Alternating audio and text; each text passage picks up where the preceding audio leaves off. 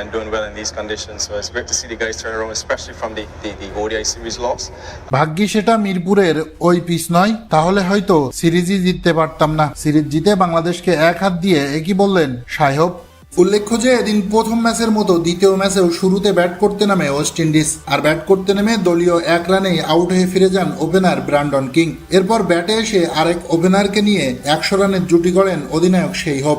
দুইজনই তুলে নেন হাফ সেঞ্চুরি। ভয়ঙ্কর সেই পার্টনারশিপে রীতিমতো নীরব হয়ে পড়ে সাগরিকার গ্যালারি। মন খারাপ ছিল সবারই। ঠিক তখনই বলে এসে ভয়ঙ্কর সেই জুটি ভাঙেন নাসুম। তাতে 106 রানে দ্বিতীয় উইকেট হারায় ওয়েস্ট ইন্ডিজ। পরের বলে আরো একটা উইকেট নাসুমের। এবার উল্টো চাপে ওয়েস্ট ইন্ডিজ।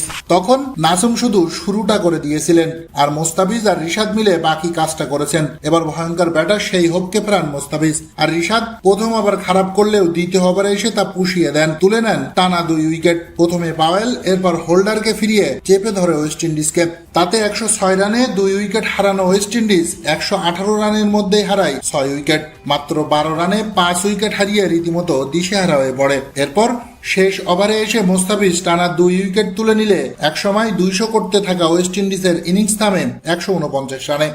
জবাবে দলীয় 13 রানের মাথায় আউট হয়ে ফেরেন সাইফ হাসান। প্রথম ম্যাচের মতো এ ম্যাচেও ব্যর্থ সাইফ। এরপর ব্যাটে এসে দ্রুত রান তোলার চেষ্টা করেন অধিনায়ক লিটন দাস, তবে ইনিংস বড় করতে পারেননি। আউট হওয়ার আগে করেছেন 23 রান। এরপর 12 রানে হৃদয় ফিরলে 85 রানে 3 উইকেট হারায় বাংলাদেশ। তখনও অন্য পাশে উইকেট ধরে রেখে 50 তুলে নেন তানজিদ তামিম। তবে জাকের যেন ছক্কা মারতেই ভুলে গেছেন। শেষ 3 ওভারে জিততে হলে তখনও বাংলাদেশের দরকার 33 রান। ঠিক তখনই আউট হয়ে ফিরে যান সেট ব্যাটার তানজিদ তামিম। এরপর 17 রান করে জাকের ফিরলে তখনও বাংলাদেশের প্রয়োজন 26 রান। হাতে আছে মাত্র 2 ওভার। ঠিক তখনই নেচে উঠলেন জেসন হোল্ডার, কেননা দারুণ ইয়র্কারে বোল্ড শামীম পাটোয়ারি। জয়ের জন্য তখনও বাংলাদেশের দরকার 21 রান। বাংলাদেশ কি পারবে শেষ 6 বলে 21 রান নিতে? না দর্শক, পারেনি। ফলে নেচে গিয়ে বাংলাদেশকে টানা 2 ম্যাচে হারিয়ে সিরিজ জিতে নিল ওয়েস্ট ইন্ডিজ। ওয়ানডে সিরিজ হারের মধুর প্রতিশোধ নিল ক্যারিবীয়রা। এমন সিরিজ জয়ে ম্যাচ শেষে সাহেব বললেন, ওয়ানডে সিরিজ হারের পর আমরা সবাই চেয়েছিলাম